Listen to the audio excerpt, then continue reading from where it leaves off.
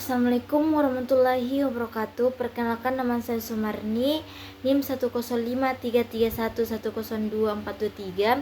Saya dari jurusan Pendidikan Bahasa dan Sastra Indonesia. Baik, di sini saya akan menjelaskan materi tentang kewarisan dalam Islam.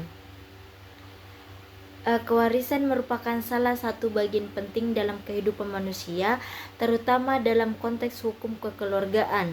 Dalam Islam, hukum kewarisan memiliki peranan krusial dalam mengatur distribusi harta peninggalan seseorang yang telah meninggal dunia. Warisan dalam bahasa Arab disebut al-mirats, yang berarti segala sesuatu yang ditinggalkan oleh seseorang setelah kematiannya dan dialihkan kepada pihak-pihak yang berhak. Dasar hukum kewarisan dalam Islam.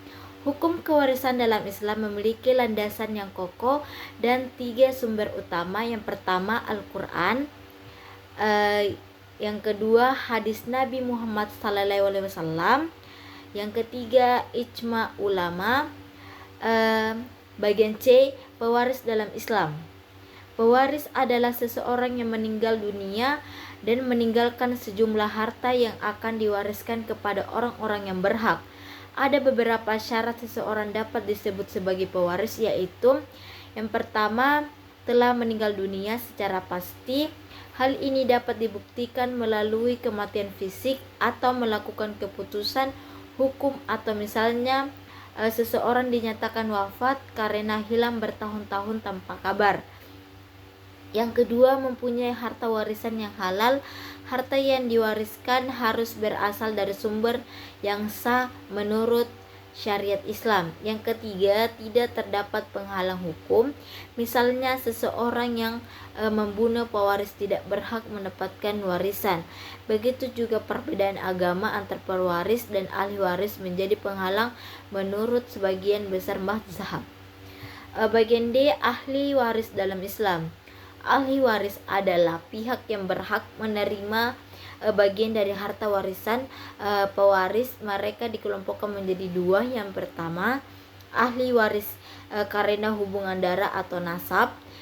Yang pertama, anak laki-laki dan perempuan, orang tua, ayah dan ibu, saudara kandung baik seibu atau seayah, kakek dan nenek jika orang tua telah meninggal. Yang kedua, ahli waris karena hubungan perkawinan, suami atau istri dari pewaris. Istri mendapatkan 1/8% atau 1/4 bagian, tergantung apakah para pewaris punya anak atau tidak.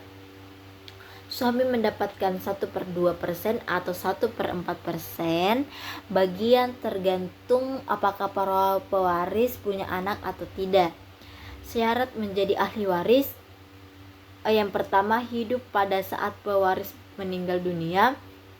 Yang kedua, tidak membunuh pewaris. Yang ketiga, tidak murtad atau keluar dari Islam menurut sebagian besar ulama. Bagian E, ketentuan kewarisan dalam Islam. Tahap pertama, pembagian warisan, pembayaran biaya pemakaman, B, pelunasan utang pewaris, pelaksanaan wasiat atau maksimal 1/3 dari harta. Yang kedua, bagian-bagian warisan. Islam mengatur pembagian harta warisan dengan sangat detail, antara lain anak laki-laki mendapatkan 2 bagian dari anak perempuan, ibu mendapat 1/6. Yang kedua, bagian-bagian warisan. Islam mengatur pembagian harta warisan dengan sangat detail, antara lain anak laki-laki mendapatkan 2 bagian dari anak perempuan, ibu mendapatkan 1/6 jika pewaris memiliki anak, dan 1/3 jika tidak. Yang ayah mendapatkan 1/6, istri mendapatkan 1/8, suami mendapatkan 1/2. Yang ketiga, ashabah dan zawil arham. Aswaba adalah ahli waris yang mendapatkan sisa harta setelah bagian tertentu dibagikan, misalnya anak laki-laki, saudara laki-laki.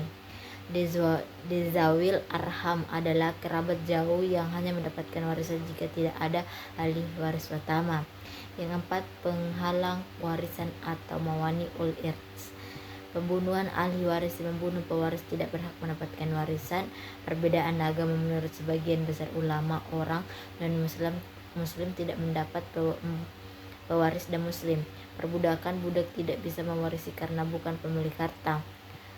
Kesimpulannya, hukum kewarisan dalam Islam merupakan sistem yang sangat terstruktur dan adil.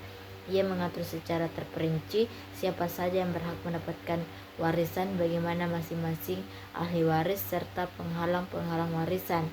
Islam memandang pembagian harta warisan sebagai sarana menjaga keharmonisan keluarga dan menjamin hak-hak setiap individu sesuai prinsip keadilan. Sekian materi saya dari kewarisan.